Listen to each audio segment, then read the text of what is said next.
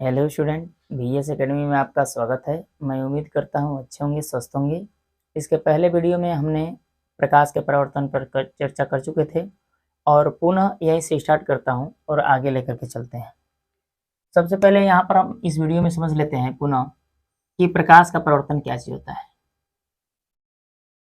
जब प्रकाश किसी समांग माध्यम से चल करके किसी दूसरे चिकने तल से या दूसरे माध्यम के तल से टकराता है और टकराकर पुनः उसी माध्यम में वापस लौट जाने की घटना को हम क्या कहते हैं? प्रकाश का परावर्तन कहते हैं।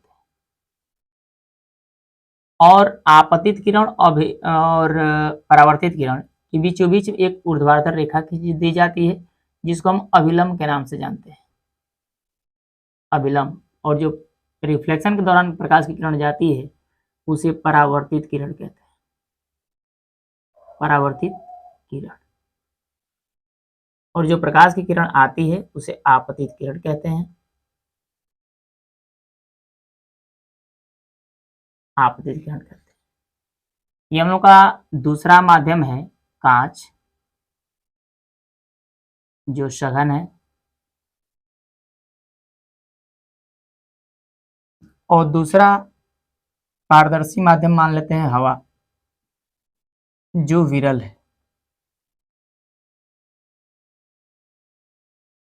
प्रकाश के परावर्तन को एक बार पुनः समझ लेते हैं। प्रकाश किसी समांग माध्यम से चल करके किसी दूसरे चिकने तल से टकराता है या दूसरे माध्यम के तल से टकराता है और पुनः उसी माध्यम में वापस लौट जाने की घटना को हम क्या कहते हैं? प्रकाश का परावर्तन कहते हैं। ठीक ना। प्रकाश के परावर्तन में जो प्रकाश की किरण आती है उसे हम आपतित किरण कहते हैं और जो रिफ्लेक्शन के दौरान यहाँ से जाती है उसे परावर्तित किरण के नाम से जानते हैं। कांच जो है हमारा सघन माध्यम है और हवा जो है हमारा विरल माध्यम है और इसके बीचों बीच में एक ऊर्ध्वाधर रेखा खींची जाती है जिसको अभिलंब के नाम से जानते हैं, जो आपतित किरण और परावर्तित किरण को क्या करती है? डिवाइड करती है या विभाजित करती है। जिस बिंदु पर इसको काटा जाता है या जिस पर ये रिफ्लेक्शन करती है उस बिंदु को हम आपतन बिंदु कहते हैं, आपतन बिंदु। यहां तक हम चर्चा कर चुके थे कि प्रकाश का परावर्तन क्या चीज होता है और प्रकाश का परावर्तन कैसे होता है। अगली कड़ी इसकी बन के आ रही है प्रकाश के परावर्तन के नियम। प्रकाश के परावर्तन के नियम। हम समझते हैं कि प्रकाश के परावर्तन के नियम क्या चीज होते हैं।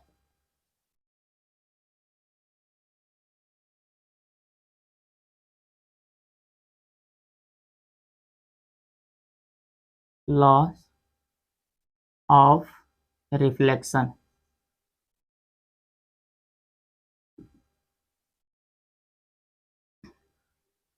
प्रकाश के परावर्तन के दो नियम होते हैं। प्रकाश के परावर्तन के कितने नियम? दो नियम होते हैं। पहला यह बताया गया है कि आपतन कोण, यहाँ पर आपतन कोण है आप लोगों का जिसको I से डिनोट करते हैं और यहाँ पर परावर्तन कोण जिसको R से डिनोट करते हैं। अभिलंब से जितने एंगल पर हम आपतित किरण खींचेंगे या फोकस हमारा जाएगा या प्रकाश जाएगा उतना ही उसके अपोजिट साइड में उसका रिफ्लेक्शन भी होगा। तो जितना कोण ये बराबर होता है उतना ही कोण ये भी बराबर होता है, यानी कि ये कोण और ये कोण दोनों आपस में क्या होते हैं? बराबर होते हैं। यानी कि आपतन कोण, आपतन कोण और ये जो होता है परावर्तन कोण होता है, परावर्तन कोण, ये दोनों आपस में क्या होते हैं? बराबर होते हैं। तो यहां पर पहला नियम जो होगा आपतन कोण, आपतन कोण I तथा परावर्तन कोण R आपस में बराबर होते हैं।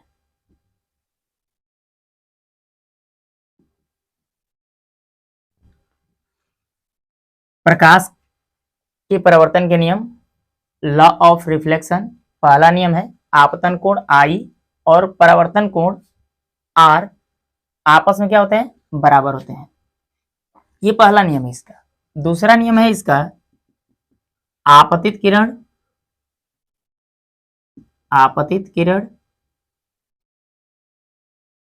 तथा परावर्तित किरण। आपतित किरण, परावर्तित किरण और आपतन बिंदु पर खींचा गया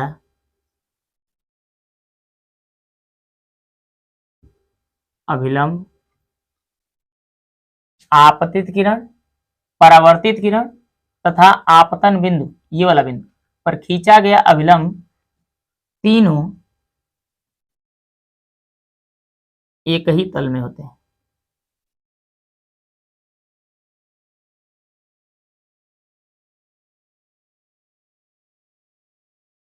पहला नियम है इसका आपतन कोण I, परावर्तन कोण R आपस में क्या होते हैं? बराबर होते हैं। दूसरा नियम है इसका आपतित किरण तथा परावर्तित किरण और आपतन बिंदु पर खींचा गया अभिलंब, तीनों एक ही तल में होते हैं। ये दो नियम है इसके, जो इम्पोर्टेंट भी है, महत्वपूर्ण भी है, और इसमें परावर्तन के साथ साथ उसका नियम भी हमें जरूरी है। इसके आगे हम लोग का नियम बन करके निकलेगा कि प्रकाश के परिवर्तन के जो होते हैं वो नियम कितने होते हैं, ठीक ना। तो इसको देख लेते हैं कि प्रकाश के परिवर्तन नियम 2 होते हैं, और प्रकाश के परिवर्तन के प्रकार हम देख लेते हैं अब कि प्रकाश के परिवर्तन कितने होते हैं, ठीक ना। तो इसको कैंसिल करता हूं। आई होप, मैं आशा करता हूं कि ये पूरी वीडियो आप लोगों को क्लियर समझ में आती होगी, और इस वीडियो को स्किप किए बिना देखते रहें सिस्टमेटिक तरीके से।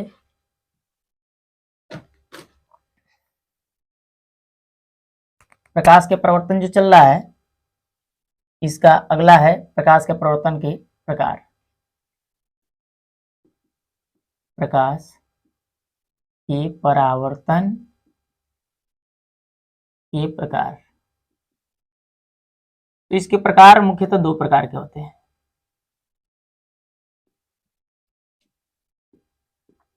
ये मुख्यतः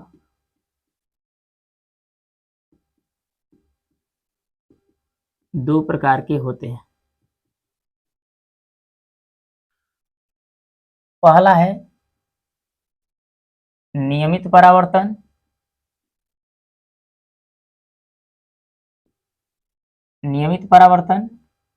और 2 नंबर है इसका अनियमित परावर्तन।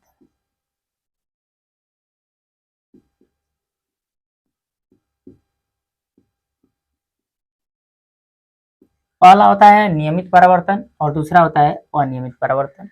नियमित परावर्तन क्या होता है और अनियमित परावर्तन क्या होता है, इसको समझ लेते हैं। नियमित परावर्तन का मतलब समझ लिए कि किसी भी पारदर्शी माध्यम से एक तरफ से आने वाले प्रकाश की सभी किरणें किसी समतल प्लेट पर पड़ती हैं, किसी चिकने समतल तल पर पड़ती हैं, तो रिफ्लेक्शन के दौरान एक ही डायरेक्शन में जाती हैं, एक ही दिशा में जाती हैं, तो उसे हम कहते हैं नियमित परावर्तन। जैसे अगर मान के चलिए कि यहाँ पर कोई कांच की प्लेट है और ये बिल्कुल समतल है, और इस कांच की प्लेट पर अगर एक तरफ से प्रकाश की किरणों को अगर गिराते हैं तो इसका रिफ्लेक्शन जो होगा वो एक ही तरफ जाएगा। इसमें कोई दुविधा की बात नहीं है कि इधर उधर कहीं जाएगा, ठीक है। तो ऐसे परावर्तन को हम नियमित परावर्तन के नाम से जानते हैं। नियमित परावर्तन क्लियर हो गया होगा। एक बार फिर से समझ लेते हैं। जब प्रकाश की किरण किसी एक माध्यम यानी कि समांग, हवा जिसको हम विरल कहते हैं, कांच जिसको सघन कहते हैं, जब किसी पारदर्शी माध्यम से एक तरफ से चलने वाली प्रकाश की किरणें रिफ्लेक्शन के दौरान एक ही डायरेक्शन चुनाव करती हैं, एक ही दिशा निर्धारित करती हैं, तो ऐसे परावर्तन को हम क्या कहते हैं? नियमित परावर्तन कहते हैं। 2 नंबर आता है इसका बी, ये आप लोगों का ए रहा है और दूसरा बी है यहाँ पर। यदि मान के चले कि यही कांच है और इस कांच का तल जो हो वो कुछ इस प्रकार से हो जाए, कुछ इस प्रकार से हो जाए, जिसको हम खुरदरे तल के नाम से भी जानते हैं। ठीक है, इसको भी मैं पॉलिश कर देता हूं और यहां से भी प्रकाश एक ही डायरेक्शन से छोड़ेंगे, लेकिन सब प्रकाश की किरणों का डायरेक्शन जो होगा कुछ अलग अलग जाएगा।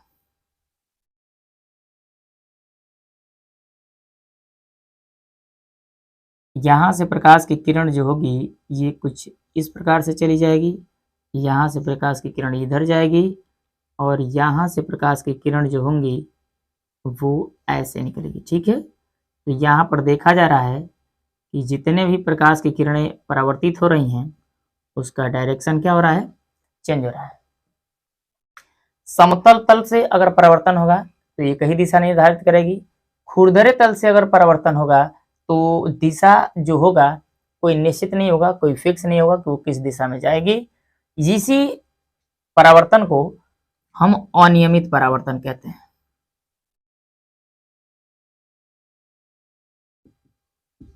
इसी परिवर्तन को हम अनियमित परावर्तन कहते हैं। ठीक है, तो ये आप लोगों की दो प्रक्रिया क्लियर हो गई होगी, प्रकाश के परिवर्तन के नियम और प्रकाश के परिवर्तन के प्रकार। ठीक ना, इसके आगे की जो कड़ी है या फिर आगे की जो चर्चाएं हैं, मैं उम्मीद करता हूँ कि इस वीडियो में आप लोगों का प्रकाश के परिवर्तन भी क्लियर हो गया होगा, प्रकाश के परिवर्तन के नियम भी क्लियर हो गया होगा और प्रकाश के परिवर्तन के प्रकार भी क्लियर हो गया होगा। तो अगर ये बातें अच्छे से समझ में आ रही होगी आप लोगों को, तो आप लोग अधिक से अधिक इस वीडियो को लाइक करें, अधिक से अधिक सब्सक्राइब करें और अधिक से अधिक अपने दोस्त मित्र या सगे संबंधी के पास आप भेजें, ताकि कमजोर से कमजोर बच्चों को ये वीडियो लाभप्रद हो सके। ठीक है, आगे बढ़ते हैं इसके अगली कड़ी में। इसका जो अगला हेडिंग बन के निकलेगा वो है आप लोगों का प्रकाश के परावर्तन की उत्क्रमणीयता। क्या है? प्रकाश के परावर्तन की उत्क्रमणीयता। प्रकाश के परावर्तन की उत्क्रमणीयता।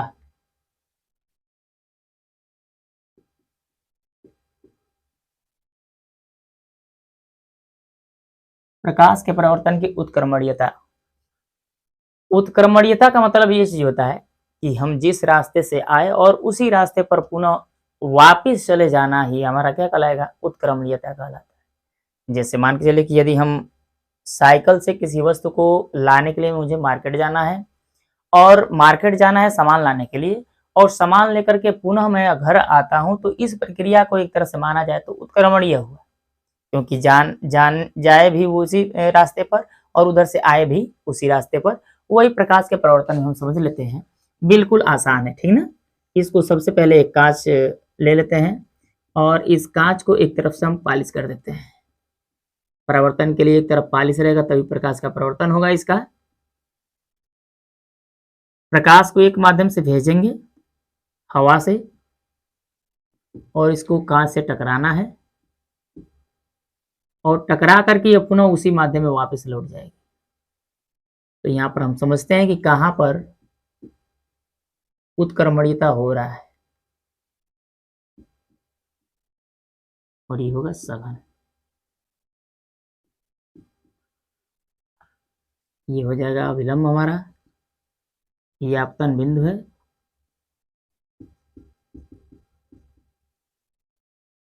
देखिए, जब प्रकाश की किरण इधर से आ रही है और रिफ्लेक्शन के दौरान इधर जा रही है, तो मान के लिए कि एक रास्ता से आया और उसी रास्ते से रिफ्लेक्शन होकर के आगे की तरफ बढ़ गया दूसरे रास्ता पकड़ करके। यदि इस प्रकाश की किरण को इस रास्ते से हम भेजें और इसका रिफ्लेक्शन मतलब इसका जो प्रकाश की किरणों के गिरने का जो क्रम होगा इसी बिंदु पर होगा और यहां से रिफ्लेक्शन अगर इधर होता है तो यही घटना हमारी क्या कहलाती है, उत्क्रमणीयता कहलाती है। समझेंगे ध्यान से फिर से। जब प्रकाश की किरण आती है और किसी समतल कांच के तल से टकराती है और टकराकर उसी माध्यम में निकल जाती है तो इसको हम परावर्तन कहते हैं। लेकिन जिस रास्ते से आई और जिस रास्ते से इसका परावर्तन हुआ, इसी रास्ते को चेंज कर दिया जाए, मतलब परावर्तित किरण को हम आपतित किरण मान लें और आपतित किरण को परावर्तित किरण मान लें, ये घटना हमारी जो होगी उत्क्रमणीयता कहलाता है। यह घटना जो होगी हमारी क्या कहलाएगी? उत्क्रमणीयता कहलाएगी। ठीक है, तो प्रकाश के परावर्तन की उत्क्रमणीयता आप लोग समझ चुके होंगे कि जब प्रकाश की आपतित किरण जिधर से आ रही है और परावर्तित किरण जिधर जा रही है, तो परावर्तित किरण को हम क्या मान लें? आपतित किरण, और आपतित किरण को परावर्तित किरण अगर मान लें तो ये घटना इसी रास्ते पर क्या हो जा रही है? दोहराई जा रही है। तो इस घटना को हम क्या कहते हैं? प्रकाश के परावर्तन की उत्क्रमणीयता कहते हैं। ठीक है, चलिए अगला पॉइंट आप लोगों का बन के आ रहा है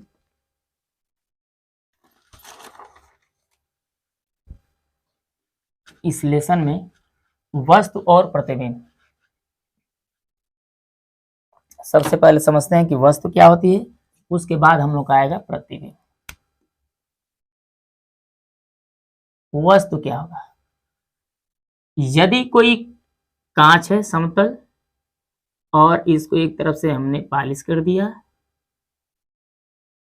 वस्तु और प्रतिबिंब एक ही जगह हम समझ जाते हैं। जब किसी एक बिंदु से दर्पण की तरफ प्रकाश की किरणें आती हैं या आती हुई प्रतीत होती, जब किसी दर्पण के सम्मुख किसी बिंदु से प्रकाश की किरणें आती हैं या आती हुई प्रतीत होती हैं, तो जिस बिंदु से निकलता है इसी बिंदु को हम क्या कहते हैं? वस्तु कहते हैं। क्या कहते हैं? वस्तु कहते हैं। अच्छे से क्लियर हो गया होगा, समझ लेंगे फिर से। यदि किसी बिंदु से प्रकाश की किरण किसी दर्पण के सामने आती हुई प्रतीत होती है या वास्तव में आती है, तो जिस बिंदु से वो प्रकाश की किरणें निकलती हैं उस बिंदु को ही हम क्या कहते हैं? वस्तु कहते हैं। इसी से सटा हुआ हम लोग का है प्रतिबिंब। यह दर्पण से परावर्तन के पश्चात जिस बिंदु पर मिलती है या मिलता हुआ प्रतीत होता है, जिस बिंदु पर मिलता है या मिलता हुआ प्रतीत होता है, तो इसे ही हम क्या कहते हैं?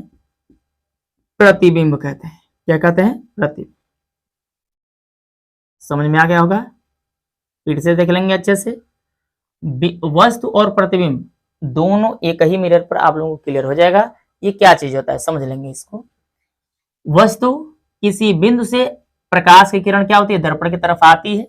जैसे मान के चलिए कि यदि हम किसी दर्पण के सम्मुख खड़े हो जाते हैं तो हम एक वस्तु हो गए और हमसे प्रकाश की किरण दर्पण पर जाकर के टकराती है, तब हमारा उसमें प्रतिबिंब बनता है।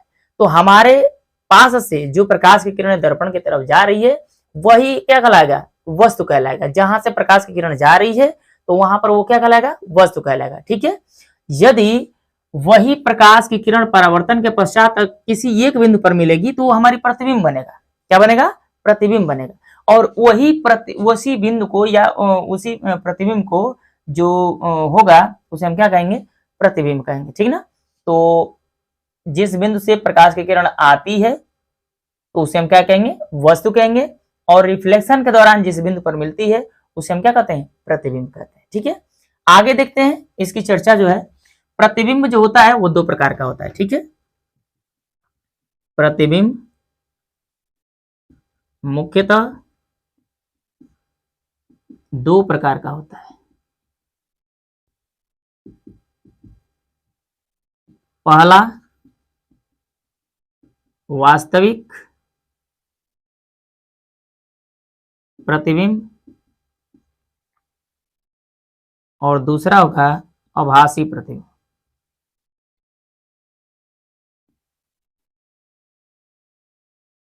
समझेंगे ध्यान से इस चीज को, बहुत बड़ी विषम परिस्थिति नहीं है। इसमें हम समझेंगे कि प्रतिबिंब जो होता है मुख्यतः दो प्रकार का होता है। एक आपका वास्तविक प्रतिबिंब होता है और दूसरा आभासी होता है। वास्तविक मतलब जो रियल घटना घटित होती है उसे हम रियल कहते हैं या वास्तविक कहते हैं, और जिसको माना जाता है उसे हम क्या कहते हैं? आभासी कहते हैं।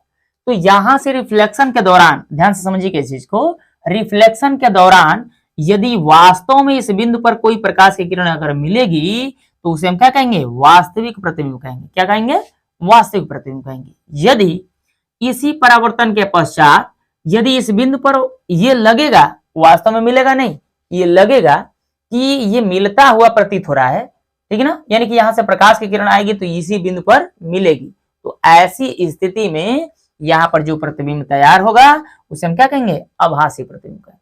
पुनः फिर से देख लेते हैं। दर्पण से परावर्तन के पश्चात किसी वस्तु का जो रिफ्लेक्शन है, उस रिफ्लेक्शन के दौरान यदि वह वस्तु जो होगी रियल में किसी बिंदु पर मिल रही है या मिल रही है, तो इस प्रतिबिंब को हम कहेंगे वास्तविक प्रतिबिंब। और वास्तव में मिल नहीं रही है, मिलती हुई प्रतीत हो रही है, तो उसको हम क्या कहेंगे, आभासी प्रतिबिंब कहेंगे। ठीक ना, यहाँ पर देख लेते हैं, ये दोनों चीज क्लियर हो गया होगा। वस्तु आप लोगों का क्लियर हो गया, प्रतिबिंब आप लोगों का क्लियर हो गया, और आप लोगों का प्रतिबिंब के प्रकार जो होते हैं ये भी क्लियर हो गया होगा। ठीक ना, एक लाइन फिर से समझ लेते हैं। जिस बिंदु से प्रकाश की किरण दर्पण की तरफ जाती है या जाती हुई प्रतीत होती है, तो उसे हम क्या कहते हैं, वस्तु कहते हैं। दर्पण से परावर्तन के पश्चात जिस बिंदु पर मिलेगी या मिलता हुआ प्रतीत होता है, तो उसे हम क्या कहेंगे, प्रतिबिंब कहेंगे। प्रतिबिंब जो होगा मुख्यतः दो प्रकार का, एक वास्तविक और दूसरा आभासी। वास्तविक क्या होता है, जो रियल में प्रकाश की किरण एक बिंदु पर मिलती है परावर्तन के पश्चात, और आभासी क्या होता है, जो मिलता हुआ प्रतीत होता है एक बिंदु पर। ठीक है, ये दोनों चीज क्लियर हो गया होगा। इसके आगे मैं चालू करता हूं दर्पण, क्योंकि दर्पण जब तक नहीं सीखेंगे तब तक ये पूरा लेसन हमारा अधूरा है।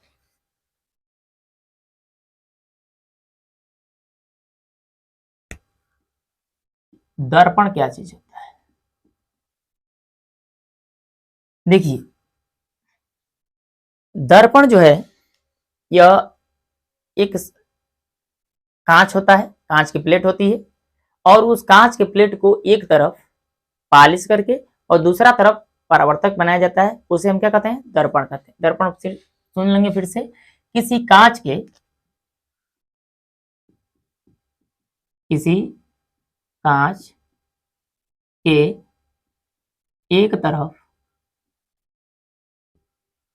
एक तरफ पॉलिश करके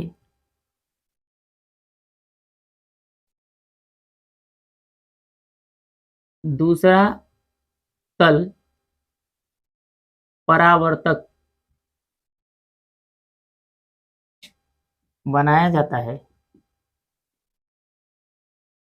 बनाया जाता है, तो उसे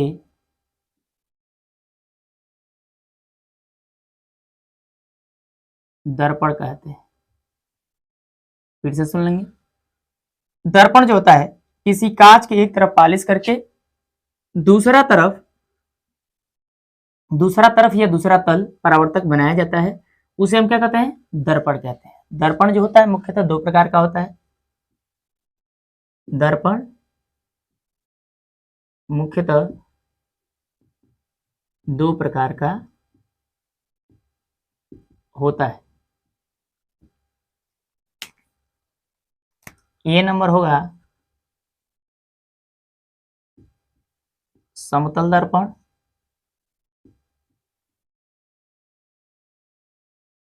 दर्पण, और बी नंबर होगा गोलीय दर्पण।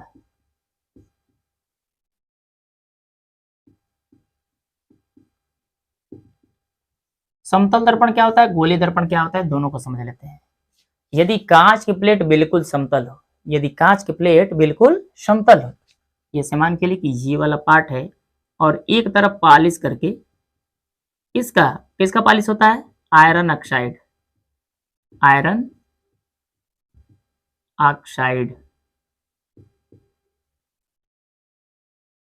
या पारा।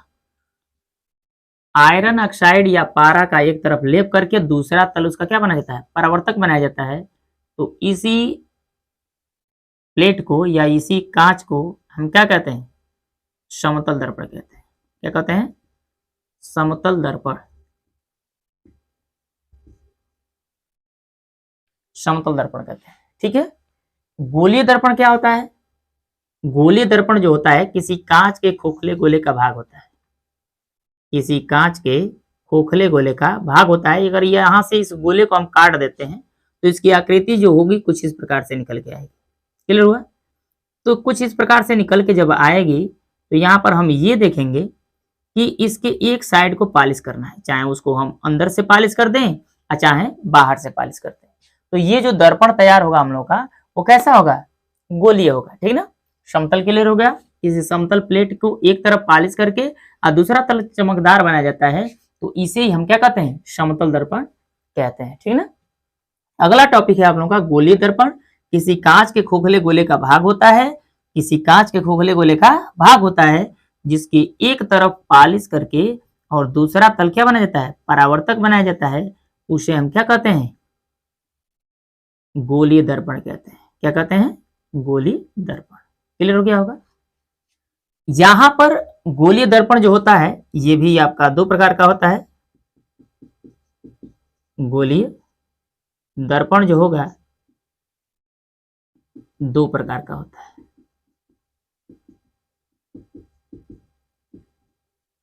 पहला जो होगा उत्तल दर्पण और 2 नंबर होगा अवतल दर्पण।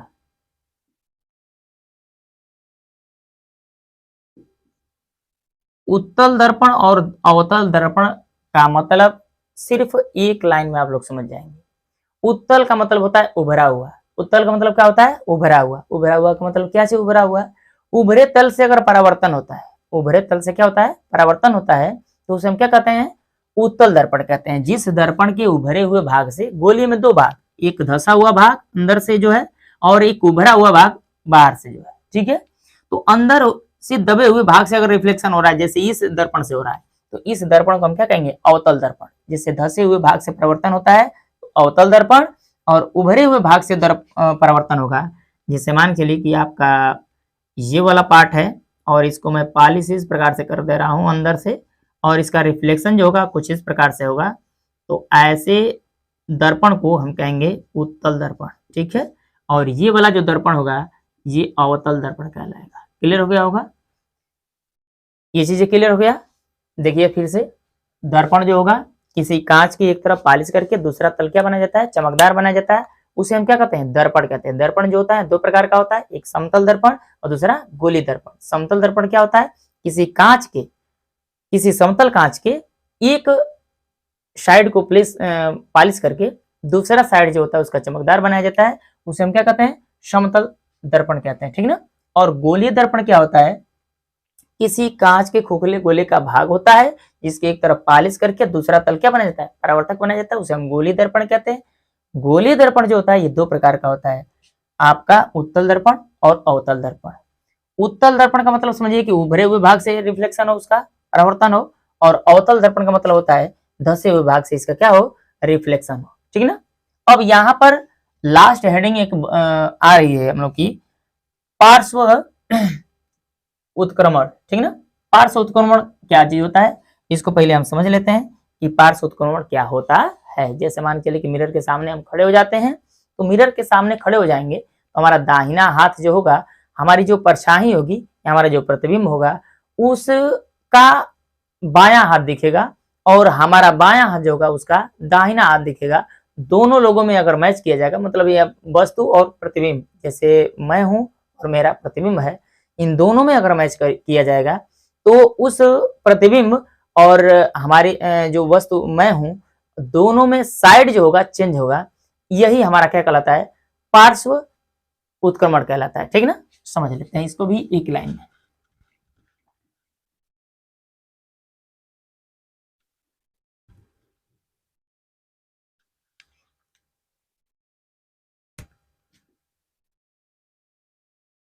पार्श्व उत्क्रमण, जैसे किसी दर्पण के सामने अगर मैं जाकर के खड़ा हो जाता हूं तो हमारा दाहिना हाथ जो होगा वो उसमें बाएं हाथ दिखेगा, और हमारा बायां हाथ जो होगा उसमें दाहिना हाथ दिखेगा। जैसे यदि जिस प्रकार से प्रतिबिंब हमारा बना हुआ है, अगर उस जगह पे किसी लड़के को खड़ा करा दिया जाए तो मेरे सम्मुख ही मैं उसके तरफ मुंह करके खड़ा हो जाऊं और वो लड़का मेरे तरफ मुंह करके खड़ा हो जाए, तो उसका दायां हाथ जो होगा हमारा बाएं हाथ की तरफ होगा और हमारा दाहिना हाथ जो होगा उसके बाएं हाथ की तरफ होगा, और यही दोनों घटनाएं जो होंगी पार्श्व उत्क्रमण कहलाता है। इस प्रकार से ये टोटल प्रक्रिया आप लोगों की संपन्न होती है।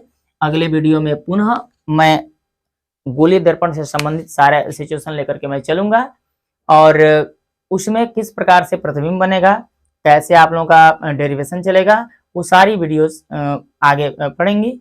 इस वीडियो को इतना हेल्पफुल रहेगी आप लोगों को, बेसिक तौर पे ये चीज दिया गया है, जितना भी बातें बताई गई है इसको परीक्षा में इसका बहुत बड़ा रोल नहीं है, परीक्षा में जो रोल होगा वो अगली वीडियो से क्लियर होगा। ये सब बेसिक चीजें बताई गई हैं जो आपको जानने की अति आवश्यक है। अगर ये बेसिक चीजें हम नहीं समझेंगे तो आगे की प्रक्रिया जो होगी हम समझ नहीं पाएंगे। इस प्रकार से इस वीडियो को अधिक से अधिक आप लोग शेयर करें, अधिक से अधिक सब्सक्राइब करें और शेयर करना ना भूलें आप लोग, ठीक है। मैं उम्मीद करता हूं कि ये पूरा चैप्टर आप लोगों का क्लियर हो गया होगा 2 से 3 वीडियो में, और अगला चैप्टर जो बन के आएगा गोलीय दर्पण रहेगा, और गोलीय दर्पण से संबंधित उसमें जो आपका प्रतिबिंब का बनना हो गया, जो एफ और आर में संबंध, जैसे फोकस और दूरी में संबंध पूछेगा, और यू वी एफ में संबंध का जो डेरिवेशन आएगा वो सारे क्लियर उसमें करते जाएंगे, और उस पर क्वेश्चन भी जो बनेगा वो सारा क्वेश्चन लगता जाएगा, ठीक ना। इसके आगे आप लोग अधिक से अधिक मेहनत करें, इसको बार बार प्रैक्टिस में लाने का प्रयास करें, क्योंकि मैं समझता हूं कि जिस क्लास का जो बच्चा होता है उस क्लास के लिए उसका सिलेबस ही हार्ड होता है, और वो बार बार अपने आप को प्रैक्टिस में नहीं रखेगा तो आगे कहीं ना कहीं हमारी एरर होगी, और उस एरर के चलते मेरी जो तैयारी होगी वो पीछे छूट जाएगी। इस प्रकार से आप लोग तनिक भी लापरवाही ना करें और अपने उस माध्यम को बना के रखें, जो कंटिन्यू पढ़ने का जो समय है उस समय को हम बरकरार रखें, ठीक है। आगे इस वीडियो में हम देते जाएंगे, चलिए।